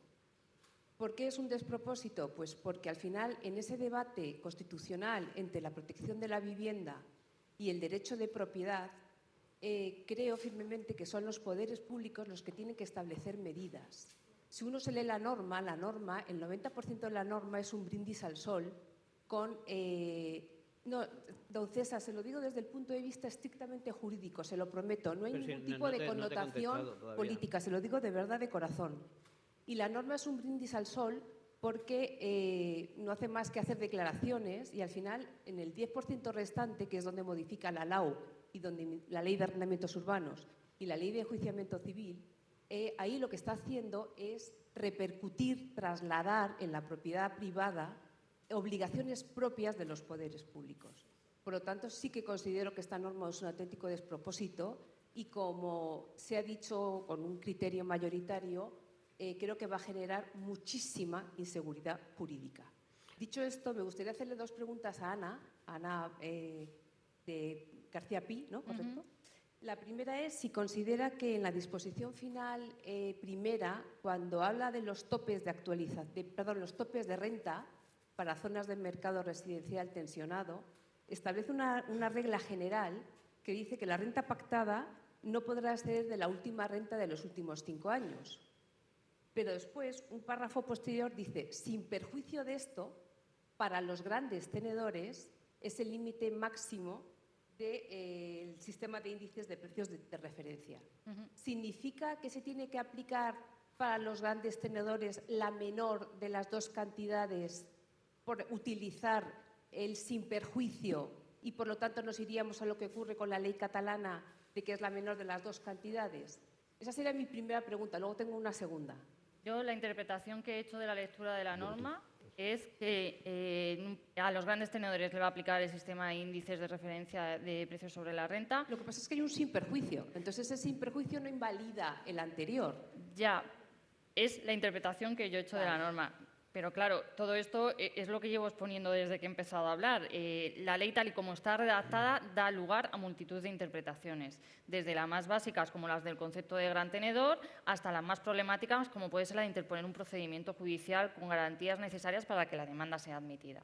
Entonces, en este caso, yo no sé si César nos puede concretar cuál es el espíritu de esa introducción, pero yo lo que entiendo es que se ha intentado separar a grandes tenedores de arrendadores y que a los grandes tenedores, en todo caso, van a ver limitadas las rentas en los contratos de arrendamiento al índice que se fije en su día.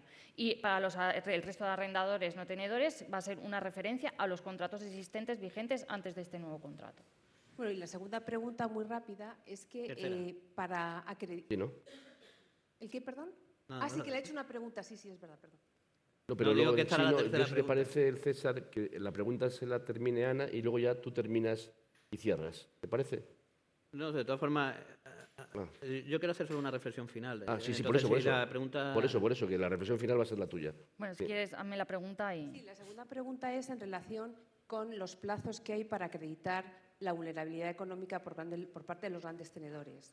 Tú has dicho que a los 2 meses ya se puede interponer la demanda si no hay contestación por parte de... Es nuestra interpretación, sí, Sí. pero es lo que decía antes. Hay otros departamentos jurídicos que están interpretando que hay que esperar los 5 meses. Es que yo, hay otra tercera interpretación que es la que te quiero aportar, que sería que realmente hay 2 plazos, ¿no? Un plazo de 2 meses, que sería para que la Administración incoe el procedimiento de vulnerabilidad económica, pero una vez que ha incoado el procedimiento, si uno lee la norma... No dice nada. Es además un informe de Vicente Magro, magistrado del Supremo, del Tribunal Supremo, que él lo que dice es que realmente hay 2 plazos, 2 meses, y una vez que se ha incoado el procedimiento de vulnerabilidad económica, si se ha incoado, habría otro plazo de 5 meses que tiene la Administración para resolver. Y si en esos 5 meses no ha resuelto, es cuando te puedes ir al procedimiento judicial. Los 7. No serían 7. No, serían 2, pero en total tiene 5 meses para resolver. Ya, pero eso a mí me choca porque esa interpretación la está manejando con el hecho de que el precepto diga máximo 5 meses para interponer la demanda. Entonces, claro, al final yo llevo arrendadores, entonces me quedo con la interpretación que le puede beneficiar más. Mi problema es que me no admitan la demanda. Por eso digo que esta primera fase va a ser una fase de prueba-error, porque no está definido claramente en la norma. A eso me refería yo con que había varias interpretaciones. Entonces, yo he estado en foros jurídicos en los que se ha interpretado la norma desde un punto de vista jurídico en el Colegio del ICANN y todos han inclinado por el criterio de los 2 meses. Entonces, habrá que ver lo que sucede. Es que al final esa decisión o nos lo aclaran lo que nos lo tienen que aclarar o nos lo van a aclarar jurídicamente, porque al final vamos a someter a criterio de los letrados de Administración de Justicia, cada uno nos va a decir una cosa. Yo espero no tener que acudir al Supremo para que me digan cuál es el criterio, porque es que las consecuencias de tener que esperar hasta ese momento son preocupantes. Pues una reflexión final, César. Bueno, yo no voy a intentar no meterme en ningún charco, pero no meterme. He dicho intentar, no he dicho que... Yo, si me permites antes decir que si algo agradecemos es que los políticos vengáis a los debates cuando sabéis que puede haber críticas, aún más que cuando sabéis que van a aplaudiros. Y que yo pongo en valor de verdad que cuando sabéis que el foro puede que no sea un foro amigable, estéis y des la cara. Y yo creo que también eso sí que merece también un aplauso.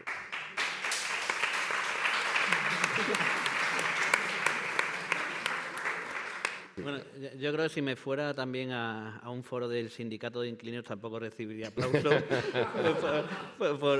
por la situación o por el equilibrio que hemos intentado encontrar. De aquí, y voy a decir de qué es algo claro de aquí, ¿vale? Porque además creo que los políticos que estamos muy acostumbrados a soltar los rollos, pero a escuchar muy poco, tengo claro que hay muchas cosas de la ley que hay que modificar. Hay que ver muchas cosas, cómo va evolucionando y sobre todo tenemos que tener claro cuál es el objetivo. Pero en esto la parte política podría tener 2 visiones. Después de escuchar un poco a gente que soy experta en este tema, bastante más que los que tenemos que legislar, aunque estemos apoyados por gente que sabe. Una es, hay que cambiar cosas de la ley, lo tengo claro, hay que ir viendo cómo funciona. Otra posibilidad sería no haber hecho ley. Yo creo, y lo creo sinceramente, que en España tenemos, y sobre todo en algunas zonas, un problema con el mercado del alquiler. Y lo creo de verdad, y las cifras lo dicen, y cuando ves a inquilinos demuestra que tenemos un problema. Y creo que no nos podemos resignar a no hacer nada. Primero, los que tenemos que regular y los que tienen que ejecutar poniendo fondos públicos para evitar que esas cosas pasen, ¿no? Pero creo que la política, y lo he dicho a lo largo de mi intervención varias veces, nos equivocaríamos si fuéramos a lo fácil. Que lo fácil es, como este es un tema muy polémico, en el que hay visiones muy encontradas dentro de la sociedad, en el que cada uno tiene sus recetas, prefiero no abordarlos, ¿vale? Y en la política muchas veces nos pasa eso. Pero creo que cualquiera de los que tenemos vocación de gobernar, vocación de cambiar las cosas, nos equivocaríamos. hemos intentado que la ley sea jurídicamente lo más perfecta, no voy a decir perfecta, sé que tiene muchas dudas y que hay cosas que hay que ajustar, ¿no? Pero hemos intentado, con los equipos del Ministerio, que la ley fuera jurídicamente lo más fuerte que pudiéramos. Digo que pudiéramos sabiendo que a veces es complicado y más cuando en las aritméticas parlamentarias en las que estamos, cuando entra una ley, aquello es una auténtica locura. Y porque los partidos mayoritarios, y hay que entender eso, tenemos de apoyo a equipos que nos pueden asesorar. El PSOE, que está en el Gobierno, tiene equipos del Ministerio que nos pueden asesorar. El PP, con gente que ha gobernado y que gobierna comunidades autónomas, tiene equipos que pueden gobernar. Pero poneros en la cabeza que en el Parlamento hay muchos partidos pequeños con un solo diputado que habla de todos los temas de los que se habla en el Parlamento, que tienen muy pocos asesores y que tienen una influencia brutal, ¿vale? Que al final son los que en parte deciden cualquier ley, gobierne el PSOE o gobierne el PP. Y es algo que para eso, además, yo agradezco foros como este, que además creo que son imprescindibles y, sobre todo, no solo en la parte en la que nosotros soltemos el rollo, sino que nos podáis aportar la parte que creáis que hemos fallado. Pero sí creo que tenemos que actuar y que hay cosas que tenemos que actuar. Me quedo ahí, lo he dicho, no iba a intentar no meterme en ningún charco, espero no haberme metido en ningún charco. El debate parlamentario lo tenemos permanentemente allí y creo que estos foros tienen que servir para otra cosa, aunque de vez en cuando hay que meterle un poco de dinámica parlamentaria. Está conseguido. Ya para terminar, una mala noticia. Si el partido Gobierno quiere que yo sea el ministro de Transportes futuro, no tiene ninguna posibilidad, lo siento. Porque sí que habrá charcos después donde meterse. Muchas gracias. Un aplauso, por favor, a los cuatro.